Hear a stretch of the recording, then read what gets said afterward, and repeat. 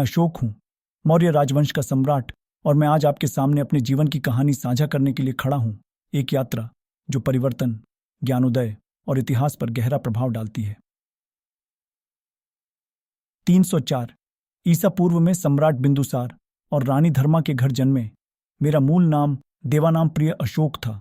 मुझे नहीं पता था कि मेरा शासनकाल भारत के इतिहास में एक महत्वपूर्ण अध्याय बन जाएगा। मेरे शुरुआती वर्ष महत्वाकांक्षा और सत्ता की प्यास से भरे थे। जब 268 ईसा पूर्व में एक हिंसक उत्तराधिकार युद्ध के बाद मैं सिंहासन पर बैठा, तो मैंने विजय और अधीनता के माध्यम से मौर्य साम्राज्य का विस्तार करने के लिए दृढ़ संकल्प किया था।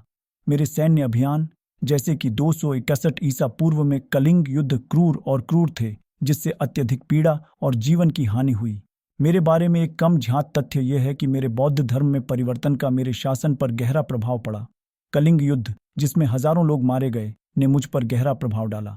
विजय की मेरी खोज में जो विनाश और पीड़ा हुई, उसे देखकर मैंने हृदय परिवर्तन का अनुभव किया। इसी अवधि के दौरान मैंने हिंसा को त्याग कर और अहिंसा, करुणा और सहिष्णुता के सिद्धांतों को बढ़ावा देते हुए बौद्ध धर्म अपना लिया। मेरे जीवन के सबसे महत्वपूर्ण क्षणों में से एक अशोक के शिलालेख जारी करना था।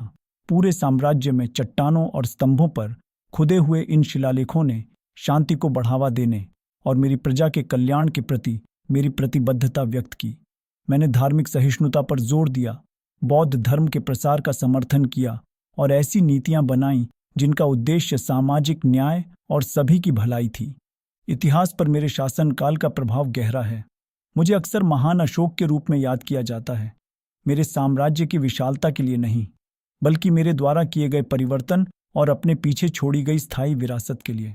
बौद्ध धर्म में मेरे रूपांतरण और इसकी शिक्षाओं के प्रचार प्रसार के मेरे प्रयासों से न केवल पूरे भारत में, बल्कि श्रीलंका और दक्षिण पूर्व एशिया सहित एशिया के अन्य हिस्सों में भी बौद्ध धर्म को फैलाने में मदद मिली। मैंने कई स्तूपों और मठों का निर्माण शुरू किया, जैसे प्रसिद्ध सांची स्तूप, जो आज भी बौद्ध धर्म के प्रति मेरी प्रतिबद्धता के प्रमाण के रूप में खड़ा है। ये स्मारक शिक्षा और आध्यात्मिकता के केंद्र के रूप में काम करते थे, दूर दूर से विद्वानों और भिक्षुओं को आकर्षित करते थे। शासन व्यवस्था पर मेरा प्रभाव भी उतना ही महत्वपूर्ण था। मैंने अपनी प्रजा के कल्याण को बढ़ावा देने के लिए नीतियां पेश कीं, जिनमें मनुष्यों और जानवरों दोनों के लिए अस्पतालों और औषधालयों की स्थापना शामिल है। मेरे प्रशासन ने कानून और व्यवस्था बनाए रखने, उचित और निष्पक्ष न्याय सुनिश्चित करने और विविध समुदायों के बीच एकता की भावना को बढ़ावा देने पर ध्यान केंद्रित किया। अंत में मैं अशोक परिवर्तन और ज्ञानोदय के प्रतीक के रूप में खड़ा हूँ। एक क्रूर विजेता से एक उदार और दयालु शासक तक मेरे जीवन की यात्रा परिवर्तन की शक्ति और व्यक्तियों की अपने पिछले कार्यों के लिए संशोधन करने की क्षमता का एक स्थायी उदाहरण है। मेरी विरासत पीढ़ियों को प्रेरित करती रहती है, उन्हें याद दिलाती है कि सबसे शक्तिशाली लोग भी अपने तरीके बदल सकते हैं और मानवता की भलाई के लिए अपना जीवन समर्पित कर सकते हैं।